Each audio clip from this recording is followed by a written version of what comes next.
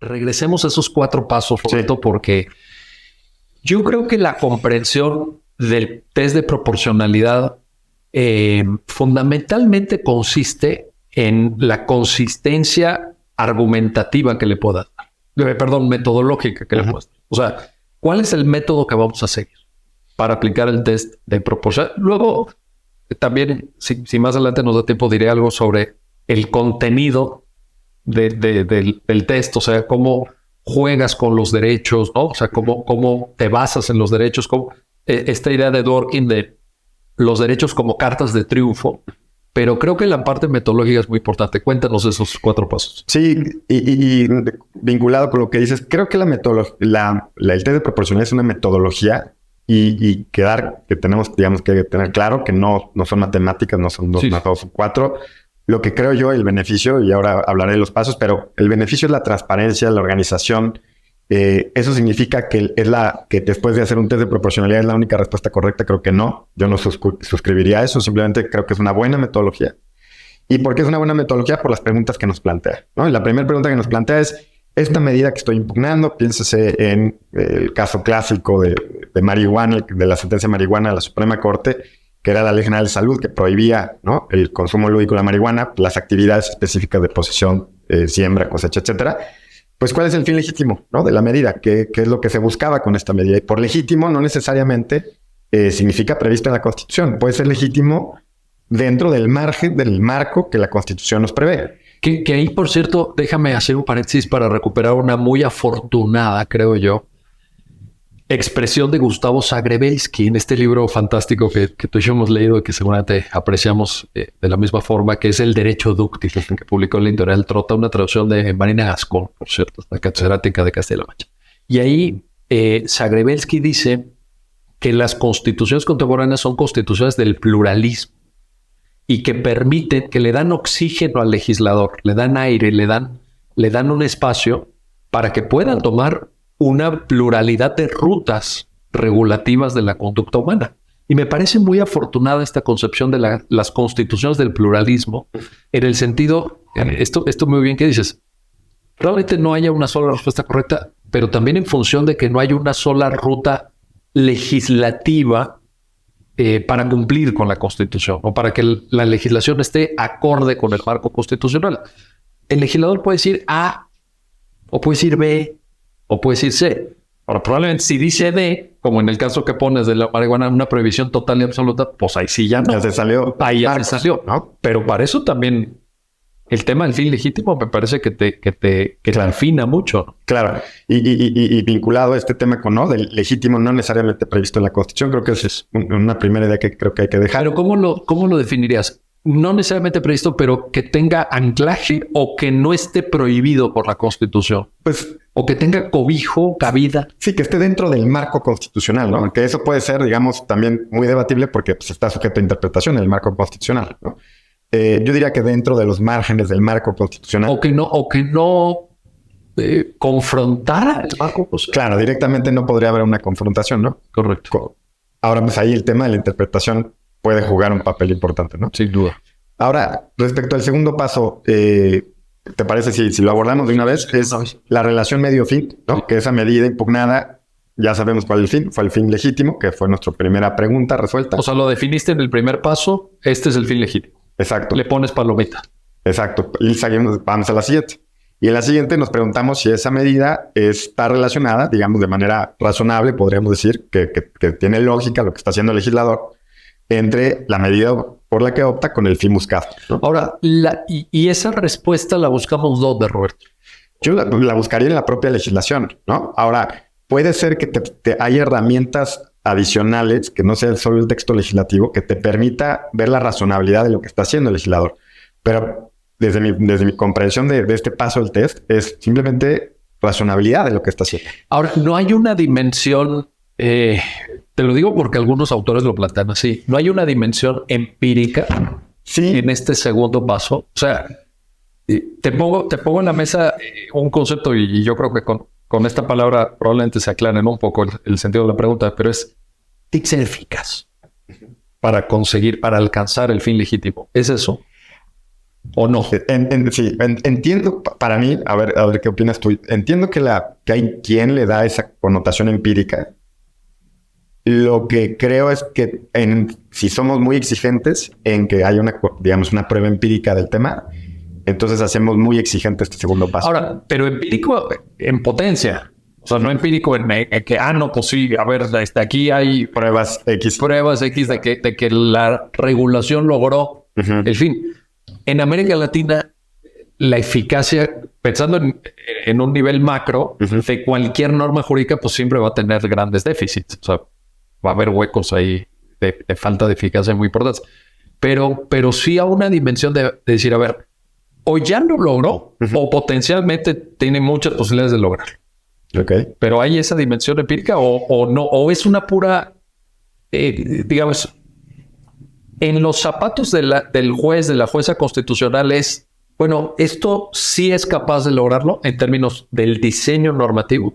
¿Y hasta ahí o no? Yo creo que hasta ahí llegaría. Hasta ahí. Para mí sí. Okay. Para mí el análisis del segundo paso bastaría con que pienso que esto puede llegar a lograr el fin. Digamos, bajo una lógica de razonabilidad, ¿no? Lo que está haciendo parece que va para allá. O no sé, ¿cómo lo ves? Sí. Yo creo que, por ejemplo, yo he visto que en algunos casos la Suprema Corte solidifica un poco más este segundo paso. Incluso lo he visto que en algunas sentencias citan hasta estadísticas. Pienso en resoluciones, digamos, o que apoyan o que reconocen muy bien doble jornada, ¿no? O sea, ¿quiénes cargan más con la doble jornada? ¿Qué fue? Pues entonces establecer un cúmulo de obligaciones que tengan perspectiva de género para compensar la doble jornada hace sentido porque tenemos un soporte estadístico. Me acuerdo de una sentencia donde se tenía que decidir la constitucionalidad de una norma legislativa que decía: las mujeres se pueden jubilar a los 63 años, los hombres a los 65 o 67, no me acuerdo. Y alguien lo cuestionó. Un hombre fue y se paró y dijo: oiga, pero a mí me están cargando 2 años. ¿Qué dijo la Corte? Bueno, citó estadísticas en donde se veía que pues las mujeres dedicaban más tiempo cotidianamente a las tareas del hogar, que tenían más dificultad de inserción en el mercado laboral, que cuando se insertaban en el mercado laboral sufrían brecha salarial.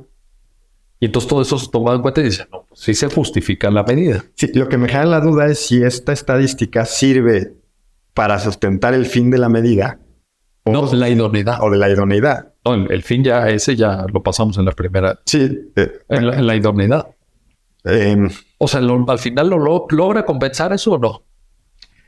Pues sí, pero no necesitaríamos para efectos de su constitucionalidad el que eso estemos demostrado o no, porque esa es la gran pregunta. Ajá, o sea, es que esa es la gran pregunta, claro. Aunque no lo tuviéramos, capaz que fuera justificable, ¿no? O sea, bueno. Pues ahí está.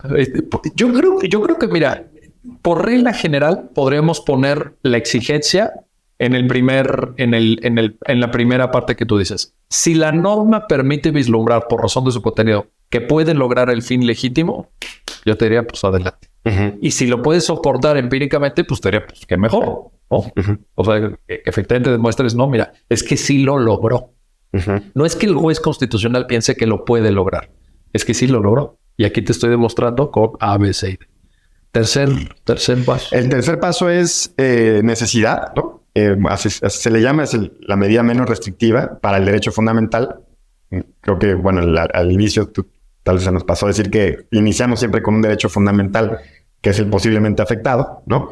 Bueno, en el tercer paso de la necesidad es la medida menos restrictiva para ese derecho fundamental. En el caso de marihuana, por volver a usar el mismo, era libre desarrollo de la personalidad. ¿Existía una alternativa que hubiera podido utilizar el legislador para restringir menos el derecho fundamental de lo que optó? Y pues ahí hay que voltear a ver lo que existe, tanto nacional como puede ser el derecho comparado. Claro.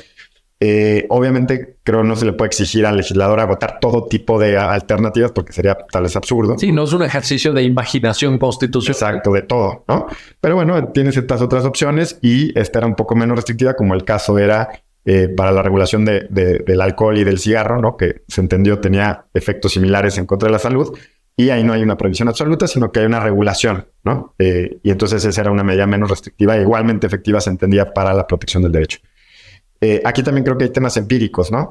que pueden ser utilizados. Pero bueno, yo sería cauto, digamos, con el tema empírico simplemente porque creo que para mí, cuando estamos hablando de un test de proporcionalidad, digamos, estándar, que luego se mezcla con los escrutinios, pero no sería tan exigente para el legislador, porque creo que si no pones de manera muy... Pero, por ejemplo, en la sentencia del caso marihuana, la Corte se acude a mucha evidencia científica, médica, fundamentalmente, para acreditar que en función del bajo grado de afectación al derecho a la salud que tiene el consumo lúdico de cannabis, no se justificaba una prohibición absoluta. O sea, sí, pero no es algo que aportó el propio legislador, ¿no? Fue la propia Corte la que fue en búsqueda de esa información. Sí. Y que luego también ha habido críticas a la lectura que se hizo de esa evidencia científica. Es correcto. Sí, es que ahí también, claro, cuando te metes a la literatura científica de un área que no es la tuya. Claro. Entonces, eso es lo que a mí me denota. Que el uso de esa evidencia científica, pues es, digamos, algo que nos ayuda a mejor decidir, pero que no necesariamente es el detonante, creo yo, para y también, lo cual, a veces hay que ser un poco cautos, no un poco, muy cautos o un poco humildes desde el área de conocimiento jurídico de que te estás metiendo en un terreno que no es el tuyo. Sí. O sea, necesitas caminar con pies de plomo como juez constitucional y no está fácil. Sí. Igual creo que esa sentencia, el caso particular, pues es una sentencia muy bien argumentada, sí, pero que luego denota, ¿no? Otras y a la cual le podríamos dedicar otro. Bueno, y además, pues ya tiene un tiempo, también ya tiene unos años y la reflexión ha venido enriqueciéndose y ha venido configurándose. Tercer paso, entonces. Pues necesidad, ¿no? Medida menos restrictiva posible, igualmente efectiva. Y luego, pues el que nos faltaba, creo que era el cuarto paso, sí, proporcionalidad en sentido estricto. Es decir, que los beneficios obtenidos con la medida justifiquen las cargas impuestas, ¿no? Que haya un cierto equilibrio entre beneficios y cargas. Y en eso, pues bueno, hay quien bueno, Alexis lo quiso hacer más específico, ¿no? La fórmula del peso. Que de hecho en la práctica de la Suprema Corte no se usa. En muy pocas sentencias yo lo he visto. No sé si tú recuerdas alguna. Yo lo he visto en de la Suprema Corte de México en ninguna. Y en tribunales constitucionales, lo que yo puedo leer, que es muy poco seguramente, pero tampoco. No, o sea, es una sofisticación interesante, pero que no se usa tanto, ¿no? Yo alguna vez le pregunté a Manuel Atienza qué pensaba la fórmula del peso para la práctica jurisdiccional. Y me dijo, no es necesaria. No es necesaria. O sea, tú puedes lograr el mismo nivel de rigor analítico y de sofisticación argumentativa sin acudir a la fórmula del peso. Entonces, bueno. Claro. Y es que sí, a mí me parece un poco... Digamos, yo entiendo que la fórmula del peso de Alexis es una especie de respuesta muy alemana a las críticas que en su momento hicieron Habermas y otros a los planteamientos de la proporcionalidad, diciendo un poco, pues es irracional. O sea, ahí... Hay una discrecionalidad enorme. Exacto. Y entonces, como buen científico alemán, Robert Alexis dijo, sí, te voy a demostrar que es esto rigurosísimo, al grado que lo puedo representar algebraicamente o aritméticamente. Bueno, para una discusión académica, en fin, claro, cada quien tiene su estilo, muy respetable, etcétera. Pero para la práctica jurídica, a mí me parece inviable. Aunque sí sirve mucho conocerla, eso sí. Porque te da pistas de que cuando tú haces proporcionalidad y llegas a ese cuarto paso, hay que hacerlo bien. No es que tú digas, no, pues yo creo que pesa más esto que lo no. Si no es mercado, no es mercado. Hay que hacerlo con rigor y hay que hacerlo a su vez estando sometido a requerimientos argumentativos. O sea, es una argumentación que requiere de una perspectiva de fundamentación de la argumentación misma. Es como una serpiente que se va mordiendo. Sí. Y yo recuperaría aquí lo que platicamos en el primer capítulo de la persuasión. Sí.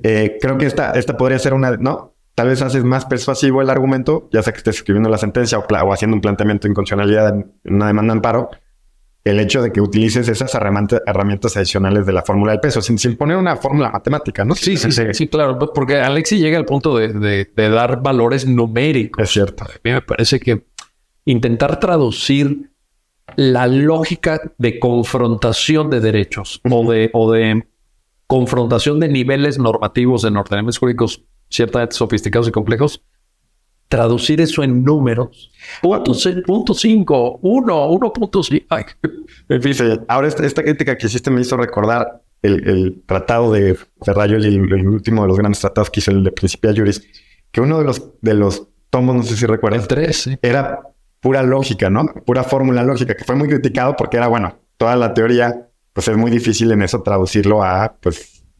Sí, es el mismo intento, es el intento de dar cuenta de un pensamiento jurídico y de una ciencia jurídica que intenta ser lo más rigurosa posible. Y yo creo que es un intento académicamente válido. Sin duda. A ver, a lo mejor a ti y a mí, si estuviera dentro de nuestras capacidades, no le dedicaríamos tantos años como Ferrajoli le dedicó al último tomo de Principia Juris.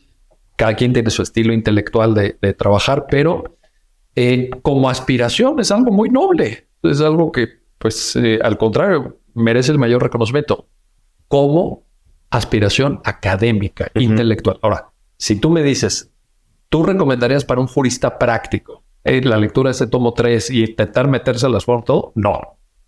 No pierda ni medio minuto. Claro. No vale la pena. Creo que el matiz que haces es muy importante. Yo creo que es esa reflexión, sí.